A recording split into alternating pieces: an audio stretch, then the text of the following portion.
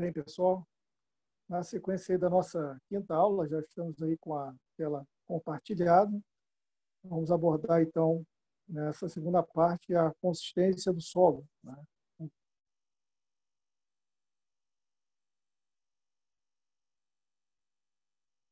E, de acordo com o Terzaghi, né, o que é a consistência, né? O termo consistência? Consistência está relacionado, então, com o grau de adesão entre as partículas do solo e também a resistência oferecida a forças que tendem a deformar ou romper uma determinada massa de solo. Você pega um torrão, né, de solo, que na verdade é a união de várias partículas, o torrão, né? Pega um torrão, tenta apertá-lo, né, principalmente quando está seco, a gente faz esse teste, e essa resistência, então, que ele tem à deformação está relacionado com a sua consistência. A consistência ela vem principalmente das argilas, tá? Os solos mais grossos, como nós estamos vendo, falando aí abaixo, né? Com areia, pedregulho, que tenha poucos finos, eles não têm consistência, tá? Consistência praticamente nula, pedregulho. Se tiver alguma coisa de argila ali, às vezes consegue, né? Mas é muito pouca. Então, ela vem da argila. Nem o silt. O silt é muito pouquinho também. Como a gente já falou nas aulas anteriores, o silt tem um comportamento mais parecido com a areia do que com a argila. Então, quem define a consistência do solo é a fração argilosa. Tá? E nós podemos, então, descrever essa consistência como mole, média, rija ou dura, de acordo com a sua resistência, né? Aí na norma brasileira 6502, de acordo com a resistência, então, do material, né? A sua consistência, ela pode ser classificada aí como mole, média, rija ou dura. Bom? Em relação à questão aí dos solos grossos também, tem a água, ela não afeta, né, como a gente já falou, não afeta as suas características, porque a quantidade de água presente nesses solos tem um efeito secundário no seu comportamento. Não tem, então, efeito na questão da consistência, porque a gente falou a consistência nula. Comportamento dos solos, né? A consistência, então, ela afeta o comportamento de acordo com alguns fatores, principalmente a composição mineralógica. Se o solo ele tem estrutura 2:1, né, os minerais argílicos, existe aí uma atividade maior, então a consistência também vai ser mais pronunciada, né? A umidade é um fator importante aí no estudo da consistência. A gente até botou aqui uma figura aqui, né, para demonstrar. Quando o material está seco, né, a argila está seca, ela fica dura igual um tijolo, né? Deixar secar o ar, uma massa de argila, você prensar, por exemplo, vai ficar igual ao tijolo. Mas à medida que você vai aumentando a umidade, o que vai acontecer? Obviamente, se você não levar ao forno, né? Porque se levar ao forno vai virar tijolo mesmo de verdade. Né? Se você pegar essa massa compactada de argila que seca o ar, que parece o tijolo, né? Principalmente se tiver argila 2:1, então aí fica mais dura mesmo. Se você for colocar água aos poucos, vai amolecendo, amolecendo, de repente ela se torna plástica, se botar mais água vai ficar líquida. Então, isso aí que é a função da umidade na consistência. Tá?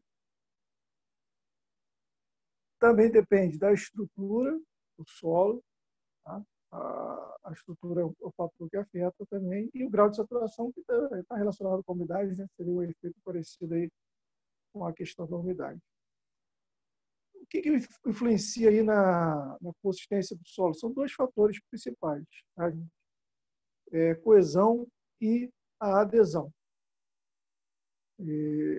À medida que você vai colocando água, o que acontece com a coesão? Porque a coesão é a atração de partículas de mesma natureza, né? Então, seria partícula de solo com partícula de solo.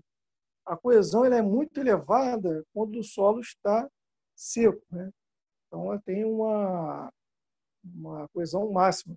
Mas, à medida que você vai botando água, o que vai acontecer com a coesão? Vai diminuindo, conforme está mostrando aqui, e vai ter um momento que ela vai desaparecer, né?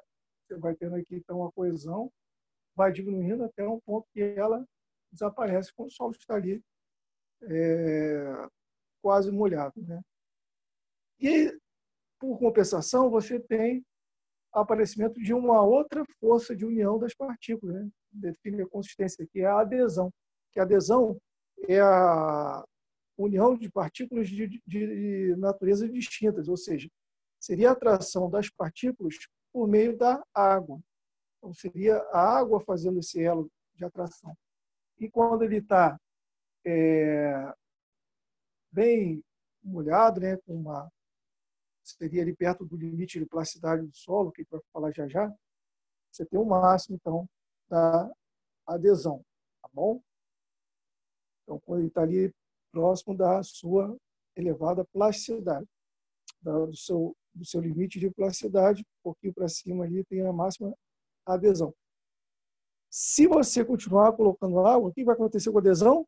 Vai diminuir. Então, à medida que ele vai ficando mais líquido, né, vai se tornando mais líquido, saindo da plasticidade, você tem, então, diminuição também da nossa adesão. Tá? Então, são as duas forças aí que definem a consistência do solo, né? A coesão e a adesão. Vamos falar aí dos estados de consistência do solo. Nós temos 4 estados que o solo pode se apresentar. Vou falar aqui fora da ordem de cima, vou falar aqui na ordem da nosso diagrama aqui, né? Então, tem o estado sólido, estado semissólido, estado plástico e o estado líquido. Então, são 4 estados de consistência. Ok? Se são 4 estados, tem 3 valores que delimitam esses estados, né? Nós vamos falar já já, são os chamados limites de consistência. Tá? Então, o LC, que é limite de contração, LP, limite de plasticidade, e o LL, que é o limite de liquidez. Vamos lá, então. Quais são os fatores que afetam aí a definição desses valores de limite aí dos estados? A umidade e a mineralogia, né? A umidade, obviamente, quanto mais a água tiver, mais líquido vai sendo o solo, menos sólido e mais líquido, né? Vai se tornando mais líquido ele. Quando o solo está totalmente seco, ele fica praticamente no estado sólido, está totalmente sólido ali, né? Um torrão, por exemplo. E aí nós temos, então, esse estado aí. O semissólido é quando ele começa a perder rigidez, né? Ele começa a ficar mais friável, que é o nome que nós damos, né, a esse estado semissólido. Bom, então, o LC, que é o limite de contração, separa o estado sólido do semissólido, o limite de plasticidade separa o estado semissólido do plástico e o limite de liquidez do plástico para o líquido. Esses 3 limites foram propostos por Atterberg, né? Também um grande pesquisador da área mecânica de solos, e foi padronizado esses limites, né, foram padronizados por Casagrande, Arthur Casagrande. Aqui uma figura aí mostrando o comportamento de acordo com a consistência do solo. Vocês têm aqui, né, seco, úmido, molhado. Então, você aplicando a pressão a esse solo, qual seria o comportamento deles. Depois vocês dêem uma lida nisso aí. Quem tiver dúvida pode perguntar também depois. Vamos falar então aqui agora dos 3 limites, né? São então os valores que delimitam aí os estados de consistência. Primeiro, o limite de liquidez, né? A sua determinação é feita pela NBR 6459. Como que é feito, então, gente? Eu vou mostrar direto aqui na figura, que fica mais fácil para vocês entenderem. Vocês vão pegar uma massa de solo, umedecer até formar uma pasta, né? Um ponto quase de Nutella. Eu gosto de brincar, né? Falar aí, o ponto quase que de Nutella. Vocês vão botar, então, nesse ponto aí e transferir essa massa aí, né? Com a pasta, e vai ficar. Então, vocês vão transferir para o chamado aparelho de Casagrande. O aparelho de Casagrande, vocês vão pegar aqui em torno de 2/3 da concha, né, que é essa peça aqui, que está aqui, a concha mais ou menos desse tamanho, tá? Mais ou menos uns 8 centímetros de diâmetro. Vão preencher mais ou menos 1 centímetro de espessura de material. Depois vocês vão passar o chamado cinzel, que é essa peça aqui, essa peça que está aqui. Então, depois de passar o cinzel, vocês vão observar que então, vai ficar aqui a massa, né, dividida em 2 partes. E o objetivo do ensaio, então, é juntar 1 centímetro, como está mostrando aqui, ó, juntar 1 centímetro a partir de golpes que são dados com o aparelho. Quando você junta 1 centímetro dessas 2 massas separadas, aí o ensaio ele é interrompido. Nesse caso aqui é um aparelho manual, nós fazemos 2 voltas por segundo, né, um movimento assim. Eu já trabalhei também bastante com essas máquinas manuais. Lá na Rural nós temos automática que ela dá as pancadas, né, são chamados golpes. É um aparelho que levanta a concha numa altura mais ou menos de 1 centímetro, mais ou menos, né, talvez um pouco mais. 1 centímetro é o padrão. E fica dando, então, batidinhas. A tendência, então, é a massa se juntar. Quanto mais líquido tiver a massa, mais rapidamente ela se junta, né, com as pancadas, obviamente. Fica mais fluido. Então, quando você tem um solo com uma umidade muito elevada, né, está mais fluido, com poucos golpes você consegue juntar a massa. E o contrário, quanto menos água tiver, quando tiver mais consistente, né, que nós dizemos assim, a massa, né, tá mais um pouquinho, aquela pasta um pouquinho mais seca, aí você vai precisar de mais golpes para juntar esse 1 centímetro. E nós pegamos esses valores que nós obtemos no nosso ensaio e jogamos nesse gráfico do limite de liquidez. É um gráfico também, ele é monologue, assim como lá nós vimos na aula passada, nessa aula, né, na parte anterior de granulometria. E, então, nós temos aqui no eixo X a escala logarítmica, que é a umidade, o número de golpes, né? O eixo X você tem o número de golpes dado, e no eixo Y você tem a umidade do solo. Quando junta ali, você vai pegar uma porção e levar para a estufa para determinar a umidade, do jeito que nós já aprendemos já o cálculo da umidade. Você pega a massa de água, que é a massa úmida, né? Quando você pesou ele, logo depois que acabou o ensaio, tirou, né, aquela massa que juntou, colocou na cápsula, pesou ela úmida, depois você vai pesar ela seca no dia seguinte, após 24 horas, né, na estufa. A diferença, então, de massa úmida e massa seca vai ser a massa de água. Divide pela massa seca de solo, que você tem ali, então tem a umidade, massa de água sobre massa de solo seco. Nós multiplicamos por 100 para dar em porcentagem, então jogamos o valor aqui no eixo Y. E no eixo X, então, o número de golpes para juntar aquele 1 centímetro lá na parede de Casagrande. Tá?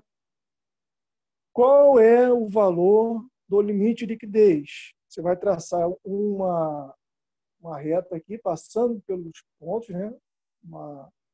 regressão linear, e o limite de liquidez, então, vai ser o valor referente ao número de golpes de 25.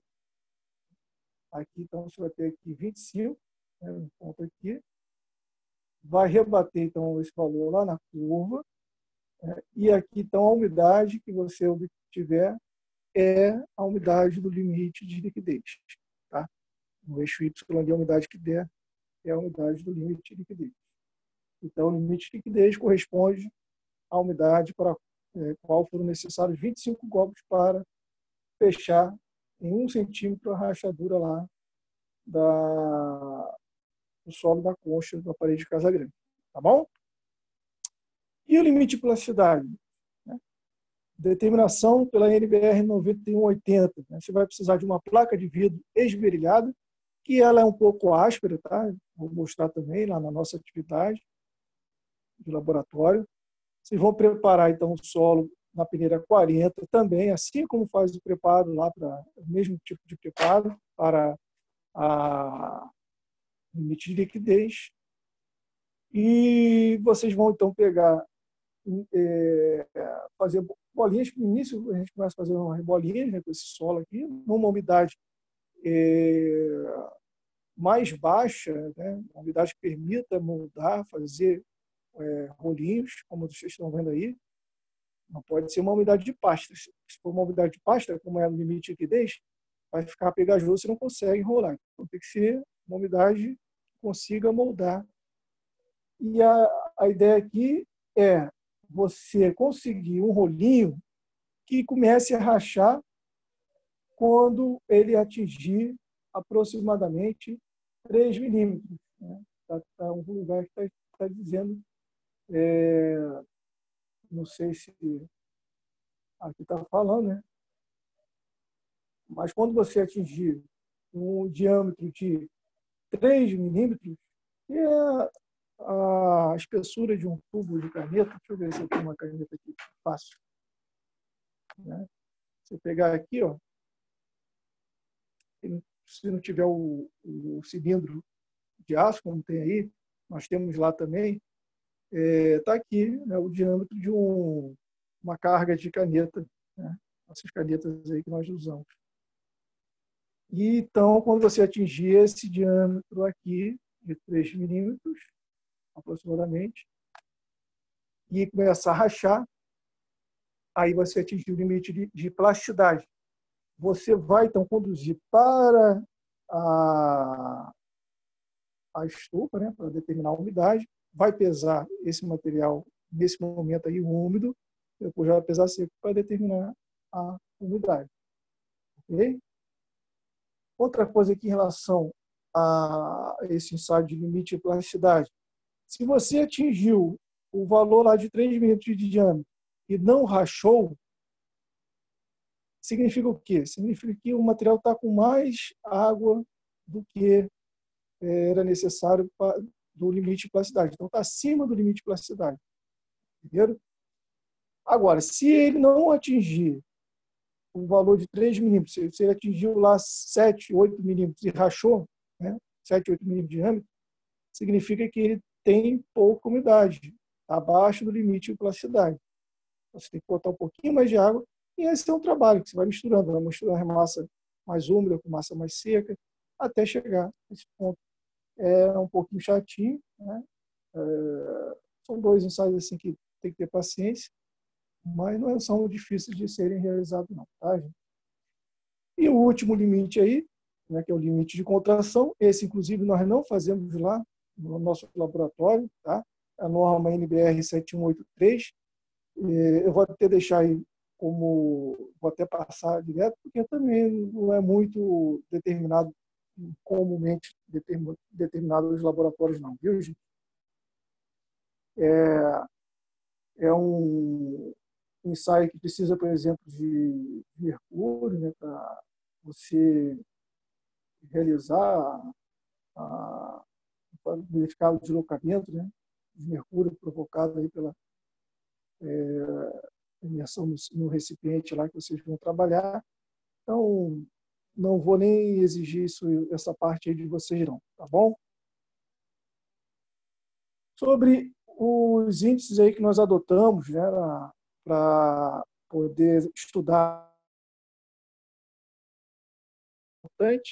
que é o índice de plasticidade e o índice de consistência, né, IP e o IC. O IP eu digo até que é mais importante, né, que o IC. O IC só determina qual a consistência atual no solo está, né, e pelos limites ali que você tem, né, principalmente LP e LL, você já consegue definir qual a consistência, né, sólido, semissólido, lá é bem parecido, não tem tanta importância separar sólido e semissólido, só alguns casos, né? Mas LP e LL são importantes, sim, tá bom? Então, vamos ver aí o que são o IP e o IC.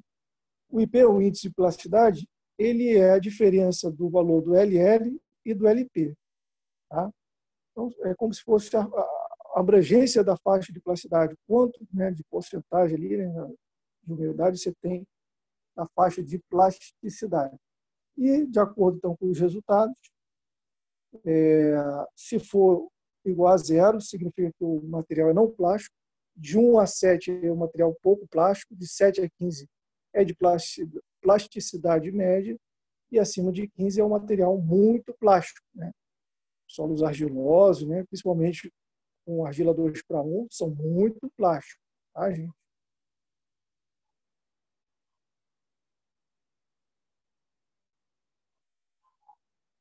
Então, o índice de plasticidade, como o próprio nome diz, ele mede a plasticidade de um material, né, de um solo. E o índice de consistência é o limite de liquidez menos a umidade naquele momento que você está ali no solo. Então, você tem já o valor de LL e LP. Se você está com a umidade lá no seu terreno, lá, uma umidade X, você pode saber qual que é a consistência que ele está? Pode. Só você pegar o LL menos aquela umidade e dividir pelo IP, que a gente já viu, o IPLL menos LP. Se o IC for menor que zero, significa que ele está no estado fluido, tá? Fluido denso, que é uma consistência muito mole. É o estado que nós chamamos também de estado líquido. De 0 a 1, ele está no estado plástico, sendo que, se for de 0 a 0,5, ele está numa plástico mole. E se for 0,75 a 1, estado plástico rígido. E se o IC for maior que 1, ele está ou no estado semissólido ou sólido, né? Como eu falei, consistência dura, não importa se está sólido ou semissólido, obviamente, quanto maior o valor, mais próximo do sólido, né, ele vai estar. Mais sólido, né? mais sólido vai estar. E aí nós temos o gráfico de Casagrande, né, que nós usamos aí na mecânica do solo para definir aí as regiões, né, em função da plasticidade. Eu vou até explicar isso na próxima aula, acho que é mais na parte de classificação do solo, mas eu vou dar uma adiantada aqui, né? Você tem uma linha aqui no LL de 50%, que divide o gráfico em duas partes, né? Está aqui, ó, essa linha aqui, divide o gráfico, essa linha vermelha, né, em duas partes. À direita você tem, então, a material de alta compressibilidade, tá? Mais compressível, e à esquerda, material menos compressível. Tá? Então, essa linha de 50% do LL define a questão da compressibilidade.